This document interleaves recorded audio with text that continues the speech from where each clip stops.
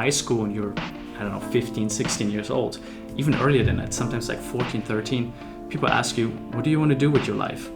You're like, what do you mean? I don't even know what I'm going to do with my next week. Like I said, that's the unfortunate thing about being a psychologist. You can never actually tell someone what to do.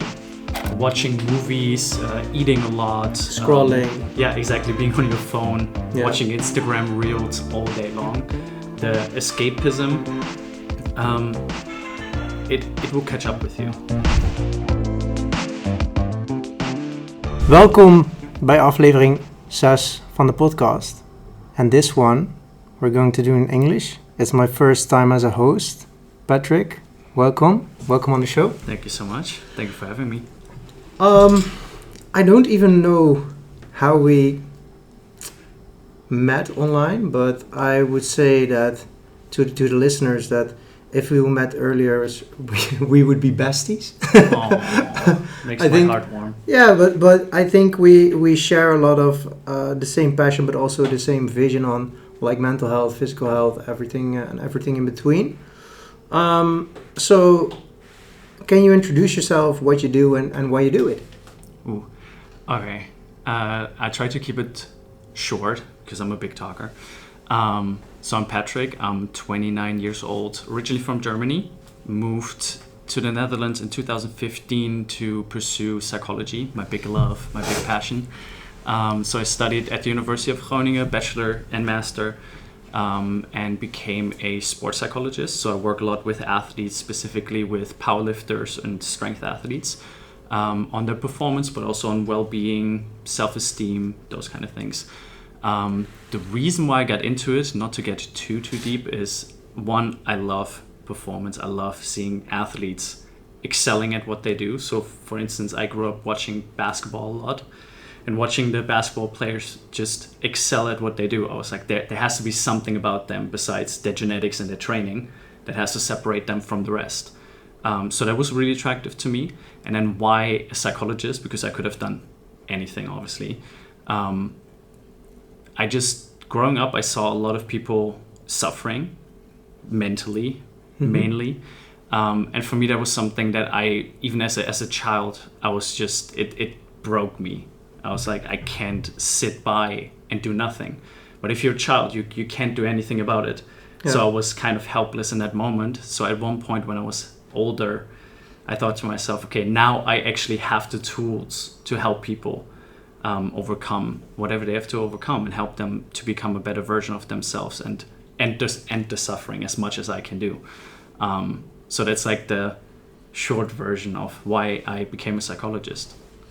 So the interesting part is you already knew that there would be more to performance than genetics and just the physical stuff. Mm-hmm. And on the other hand, you are, I think I'm allowed to say that you're a really empathetic guy. Yeah. That when you see people suffer, it really hits you, and that it inspires you to help people with it. Yeah, definitely. I would say I've always been an emotional person, but when I was a kid, I only knew how to show my emotions with anger. Like the really simple thing that a lot of guys do that. We just try to mask our emotions with anger, whether that's fear, sadness, disappointment. So for me, when I saw somebody suffering or being helpless, I just get angry about the situation. And I didn't know how to use my words when I was young and how to use my brain properly. So I always knew that there was something so discomforting about that suffering, about that pain that I saw, but I couldn't put my finger on how I could actually do something about it. So I was aware of that from an early age on, for sure. I tried a couple of other things before psychology, but just everything drew me back to psychology for some reason. I think maybe also big influence is my older brother, who actually always wanted to become a psychologist, but then kind of abandoned that dream when he saw how much you get paid as a psychologist. So he became a marketeer instead. So I'm living out his dream, you know. And he's living the paycheck. Yep, exactly. Yeah. Well, it's a well-paying job, so he's doing well. Okay. I could believe that if you have not that much knowledge about psychology, that it's really hard to visualize what sports psychology means. For me, before I knew anything, it meant, okay, people get fear when they don't perform. We basically put fear away and problem solved.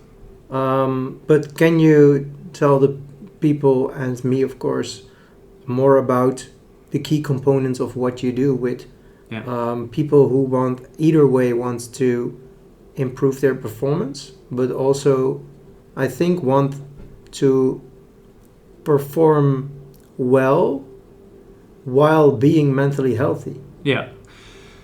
Well, if you think about a psychologist, what they do, you first think about somebody laying on the couch, talking about the relationship with their mother, that kind of stuff, right? First of all, not something I would do. But the thing that I do as a psychologist, I subscribe a lot to the cognitive behavioral therapy framework. So what we do is we identify the underlying thoughts and beliefs that the person has. So basically, basic stories that they tell themselves, about the world around them, about other people. And we kind of identify what are the ones that are unhelpful, what are the ones that are helpful. So once we have found a couple of thoughts that are unhelpful, we try to dismantle them step by step. And that can take a lot of different forms. But we also want to figure out where did they come from, where were they established in the first place, because most of it is influenced from early childhood, adolescence. So that is one of the first places that I start with a client. So I assess that. I ask very basic questions to figure out, okay, why did you start your sport in the first place? What is the sport giving you? Those kind of things. So we cover those basics first so that we can then step by step dismantle those. Because if we only go with the very quick fix kind of solutions, oftentimes that is not sustainable, and actually, the well-being and the self-esteem either decline or they stay where they were before. So I attack a lot of the self-esteem issues that people have. For instance, somebody wanting to perform well because when they were a child, their brother was a very top athlete and got all the attention from their parents. Very, very simple story. Or the unathletic child who never was good at anything now goes, powerlifting, hey, this is my thing that I can excel. People give me attention, people give me admiration. So we kind of look into that and we try to take that away so they don't go into the competition with all the pressure on their shoulders of going like, this is not a squat. This is people loving me. This is people accepting me. This is me being a good person or not a good person. So if we can undo that, that's a lot more efficient than the very quick fixes, you know? So if we look at it like an iceberg, then on top of that, the top surface is people perform not that good, but they also don't know where it comes from. Then the layer behind it is like people know that they perform because they have some beliefs that this squat is heavy, I'm going to fail it. So you can dismantle those beliefs. Yeah. But like you said, if you would, I hear you say like, if you would fail a squat and failing a squat wouldn't mean that much to you, it wouldn't be a problem. Yeah. So is it the squat you fail, or is it something else you fail in your own eyes and your own beliefs? Yeah.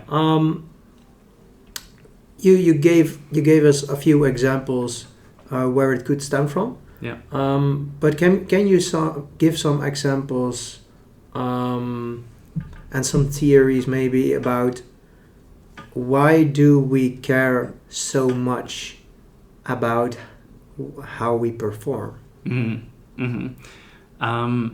So we're social animals, of course. So in social animals, there are a lot of hierarchies. So we define ourselves in terms of, do we have ability to get resources. I mean, that's very archaic, of course. Or where do we stand with our status in that community, right? So that is a very animalistic drive that we oftentimes have. So that is very important, where people try to kind of figure out, where do I stand within this, right?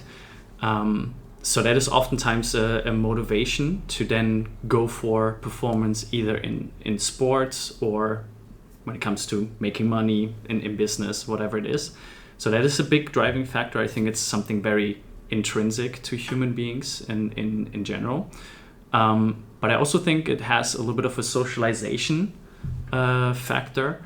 If I think back to my school days, it was always about go to school, get your degree, go to college, get a degree, get a job, get a promotion, get a house, get a kids. Like, it's all set up. It's all laid out. Yeah, it's all laid out from the beginning, and it's something that is pushed on you every single day. I mean, if you are in high school and you're, I don't know, 15, 16 years old, even earlier than that, sometimes like 14, 13, people ask you, what do you want to do with your life?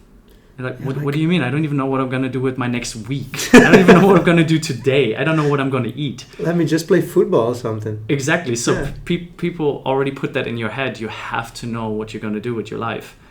So that's why we're so driven to perform. And maybe from my own perspective, and I think it's something a lot of people can relate to, is when you're not performing well, let's say in school or in sports or anywhere, you often get very little attention from people, or negative attention. Yeah. And that could be even from your teachers, your parents, your peers. And that is something uncomfortable to deal with, feeling like you don't get any attention, you don't get any positive reinforcement. So at one point you seek that. You try to make those people happy. And it's kind of like a very simple reward system.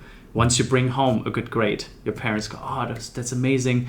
Let's you even get money. Exactly, right? Yeah. Right? Let's get ice cream, here's some money. Like, you get rewarded from the second you bring home a good grade. And then, of course, that's all external rewards. So you always want to perform for that reward, or for the admiration that the reward stands for. Yeah. So I think that's something that a lot of people experience. I think especially people that would say that they were kind of like a screw up when they were younger, and then kind of shaped up later on in life, they have learned that lesson very, very early on. Would you say that this is a Western thing? Oof. No.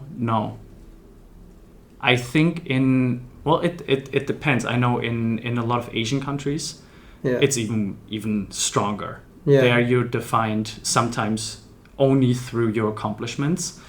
I think it's very strongly reinforced in the Western world for sure, because also we glorify people that are great at their sport, at their craft.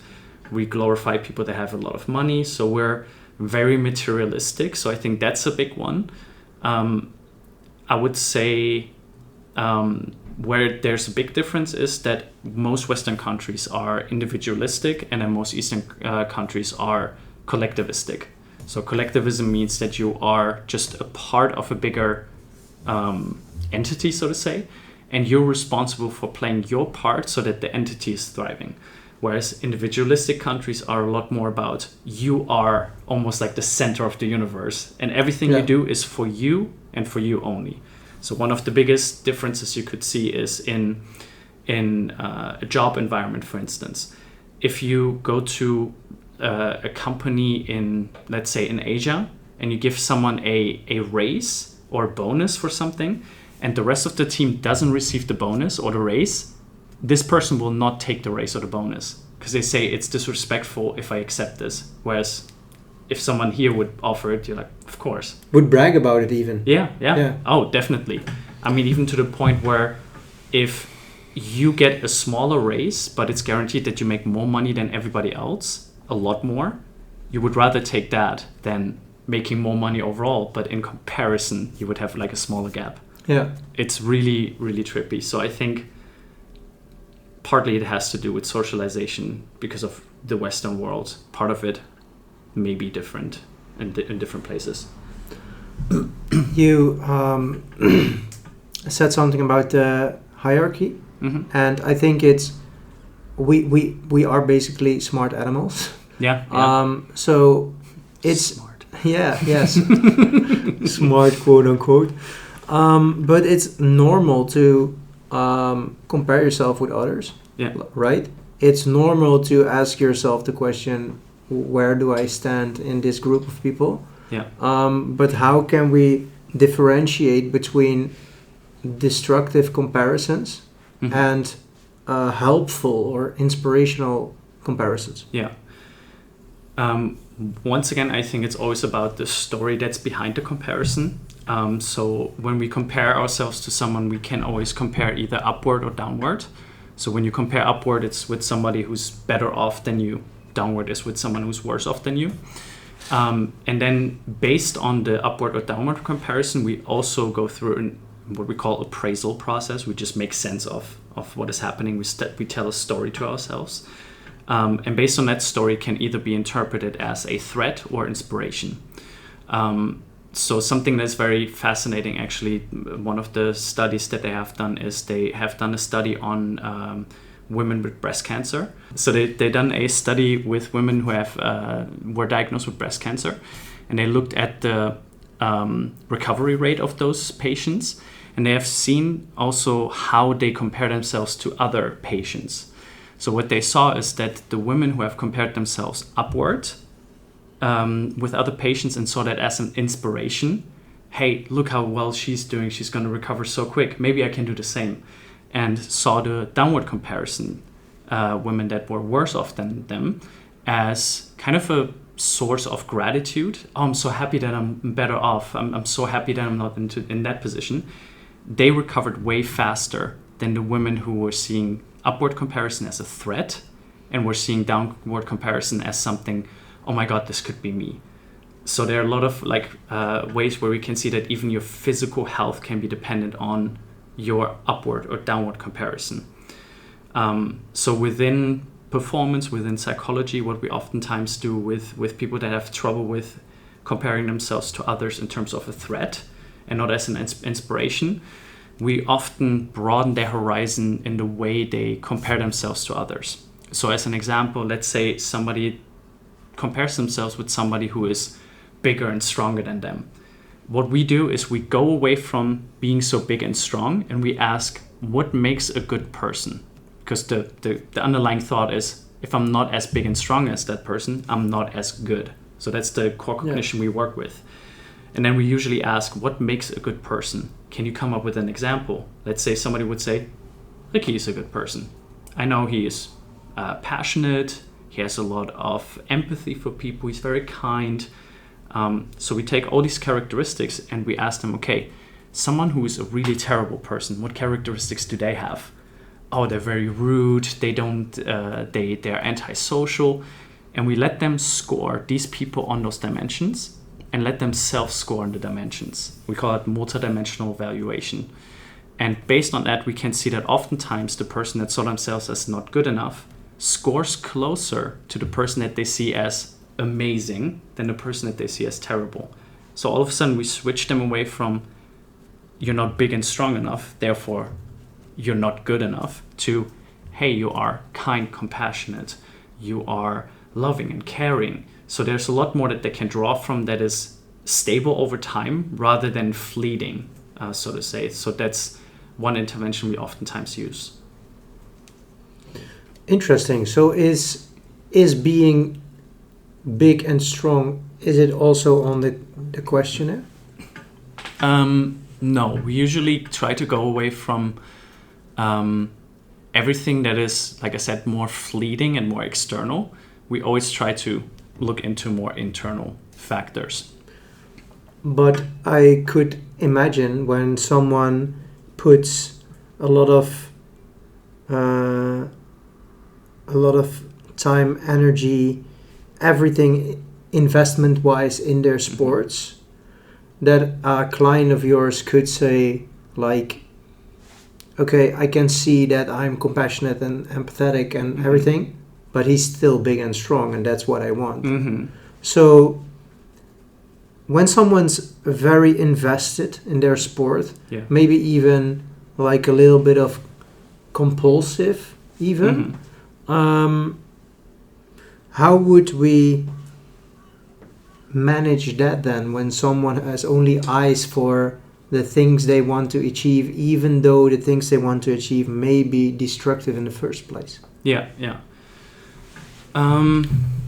That's actually a good one, because you sort of have to lead them away from that destructive pattern, so to say.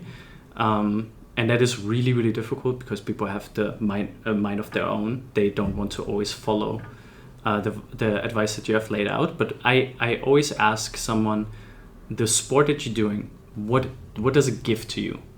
So at first they say, well, it gives me something to be passionate about, put a lot of time in. I make friends at the gym, so a lot of positive factors. But I also equally ask, what is that sport taking away from you? Like, what are the pluses and minuses? Because everything that is good comes with something bad, or most of the time at least. So we also figure out, is it a net positive or is it a net negative at the end of the day? And of course, I cannot force someone into making a decision. So the only thing I can do is show them your behavior has these positive and negative consequences, which one outweighs which, and this is the consequence from that. So we can either go a different path, or I can help you cope better with the challenges that you're facing. Like I said, that's the unfortunate thing about being a psychologist. You can never actually tell someone what to do. The only thing you can do is help them cope better. You can help them steer into the right direction.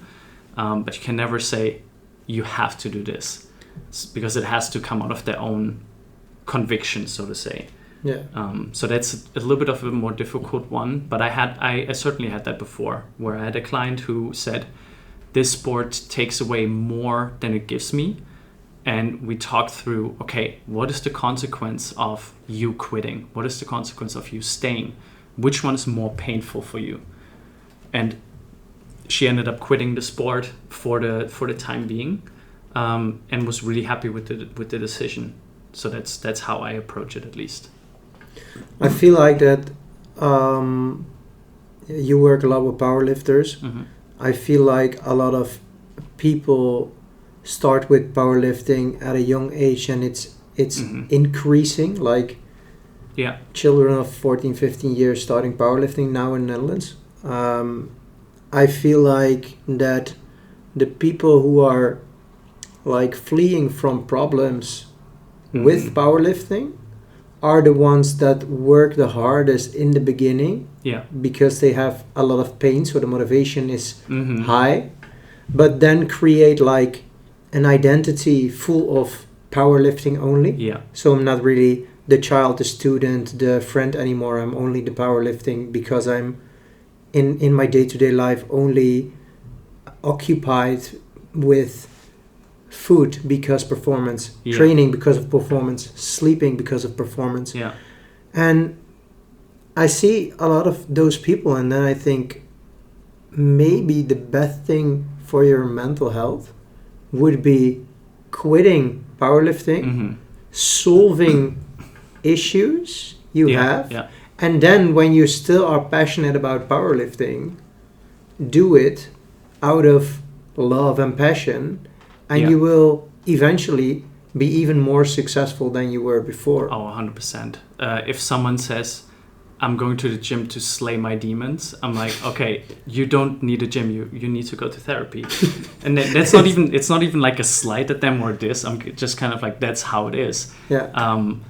And like you said, powerlifting used to be very much people who would start a little bit later with that sport because they did American football or soccer or whatever. Or just fitness. Before. Exactly. They were into some other sport in some sort of way before, and they were like, okay, I know I don't have a lot of aspirations in those sports, but that looks fun. So they were a lot more mature already, and now the sport has turned a lot more into, like you said, young, very young lifters, wrapping up their identity in, I'm a powerlifter. If you ask someone who identifies as a powerlifter, like, who are you? Tell me about you. They go, I'm Patrick, I'm a powerlifter. I'm like, no, I'm not asking about what you do. I'm asking you about who you are. Yeah. And if that's not formed, which, by the way, it takes a long time to form an identity that's halfway stable, that's very difficult. And like you said, it's probably better to resolve those issues rather than putting it all into a sport that, by the way, also doesn't give you all that much. It's not like being a professional athlete in basketball or football, where you make a lot of money or you get like sponsorships. It's not a sport that pays the bills. So I think for a lot of people, it's better to just address the underlying issue. Why do you have to go to a gym to slay your demons? Yeah. What are you running away from? Why do you abuse your body in the way you do? Yeah. So solving those probably is better in the beginning, as soon as you can, and then move forward with like a very healthy passion for what you do, for sure. I feel like I wouldn't take risks on my mental health, but if I would take those risks and I would not have to work for the rest of my life past my 30s, Mm-hmm. you could consider it. Yeah. Well, fair enough. Powerlifting is not the sports for that. No. Would you say that for younger listeners, would you say that there's a bigger risk for people around like 14 to 18 to dive into powerlifting than starting around like 22 or something? Well, one thing that I always consider is how stable are you already. So that's very difficult to say when it comes to age. But what we do know is that the human brain is not fully developed until mid-20s even. For men, it's usually until 25.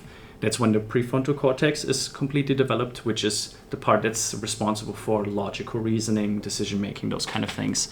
So that part can override your very emotional side of your brain.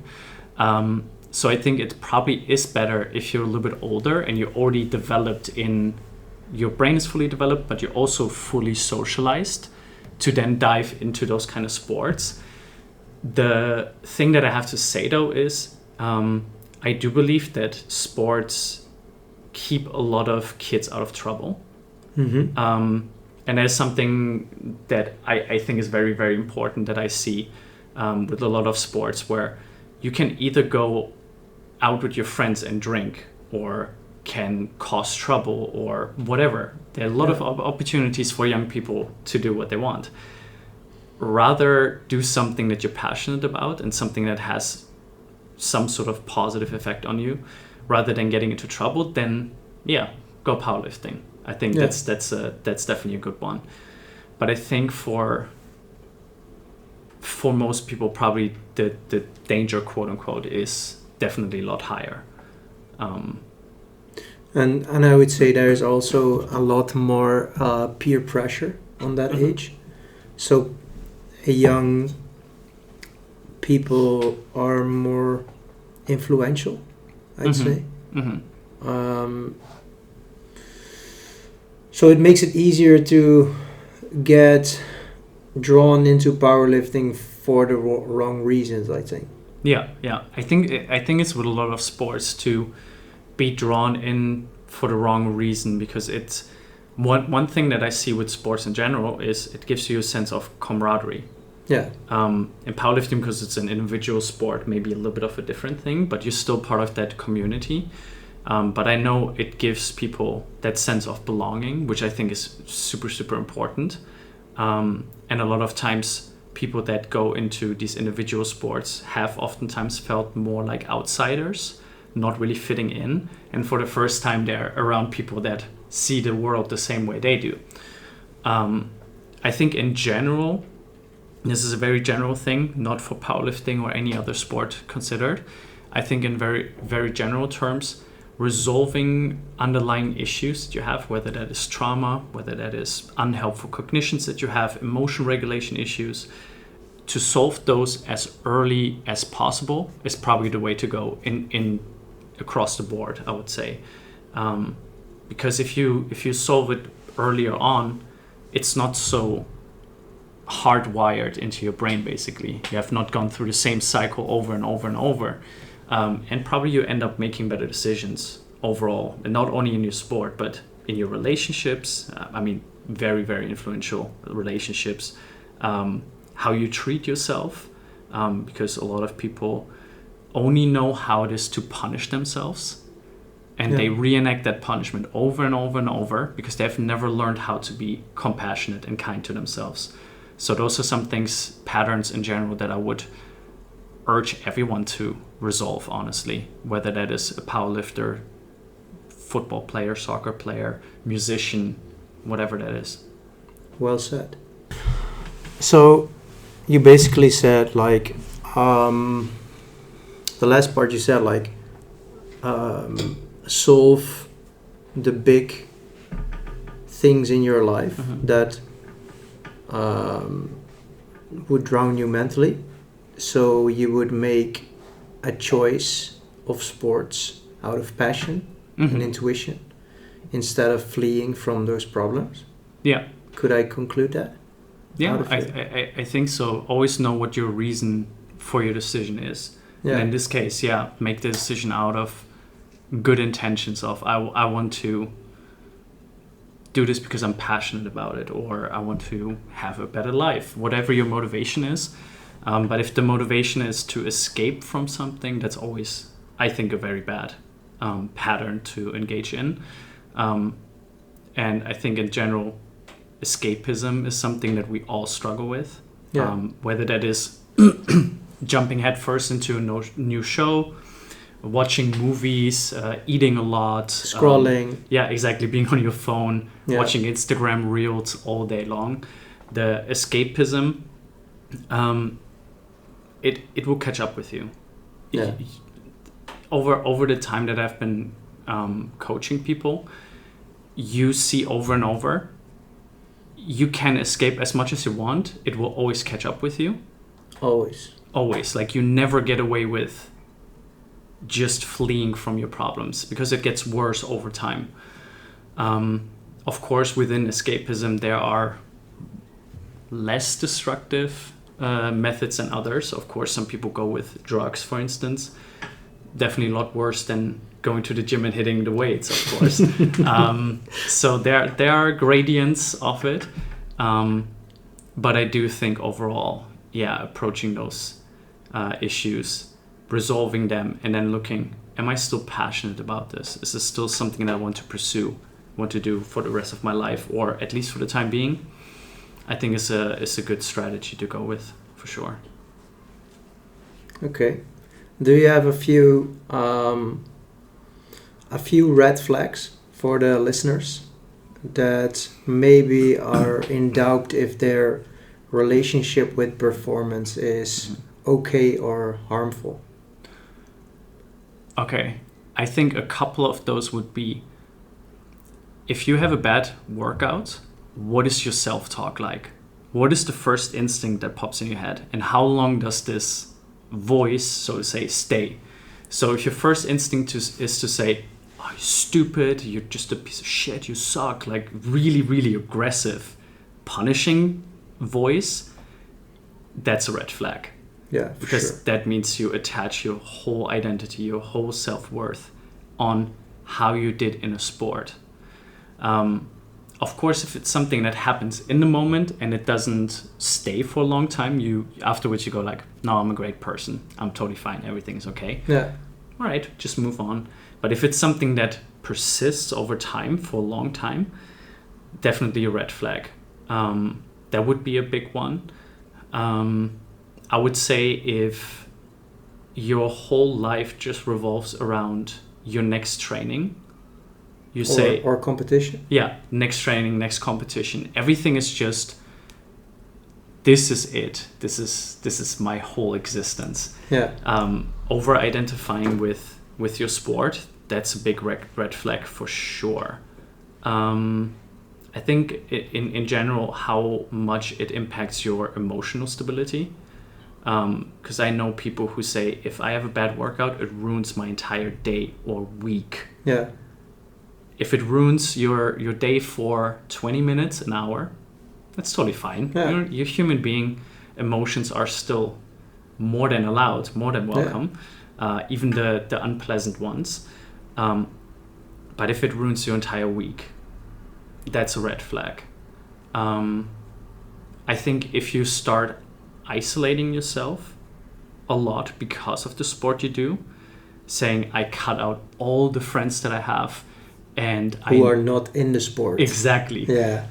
And calling those people like toxic or lazy. Exactly. Like the really judgmental voice, whether that's self-judgmental or judgmental to others. Also, it's common to work both ways, right? When you're judgmental to yourself, you sometimes tend to be judgmental to others. Yeah, definitely. Which is also a very interesting one, because there are some people, and I've seen it more with my female clients, who don't have that. They are very critical with themselves and very forgiving with everybody else. Yeah. So if somebody fails a squat, they say, oh, they probably had a bad day. Maybe they didn't eat well. They didn't sleep well. If they fail, even if they're in the worst condition ever, they say, this is all on me. They heavily internalize that failure over and over. I feel like that a lot of females do that because they know how it makes them feel to be critical, and they feel like other people don't deserve that, so they stay far away from that. But guys, young adults in particularly, are like they are letting the ego do the talk, then are become very judgmental to others because they are very hard on themselves. I think there's something to be said about like different types of interpreting success and failure. So oftentimes, and that's something I see over and over with most of my clients, they're heavy internalizers. So they see everything that went wrong as their responsibility. I did something wrong and I'm the only one to blame. And when they succeed, oftentimes they show the opposite trend. They're heavy externalizers. They say, oh, I just got lucky, just had a good day. Oh, the judges were not so strict today. So that is also something, if you find yourself beating yourself up for bad days over and over, and you don't take ownership over the successes that you have, also definitely big red flag, because then it's only punishment over and over. You derive yourself of any form of good feelings, basically. And I think the last one would be if you show any signs of burnout symptoms.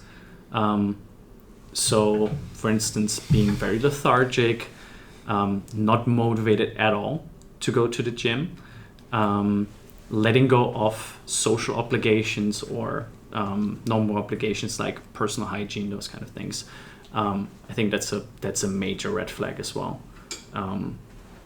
There are many, and I've seen most of them, not all of them, obviously, but and sometimes they're not as red. Sometimes they're kind of like pinkish. Where you're like, okay, I can see a small flag in the distance. But if you even see that sign, probably seeking help is a good idea. Because rather approach it right away rather than letting it become a problem. Let the demons come to you. Gotta slay these demons. So I found this a very interesting conversation. Thank you for this. Of course. Is there anything you would add for the people who are listening? Add.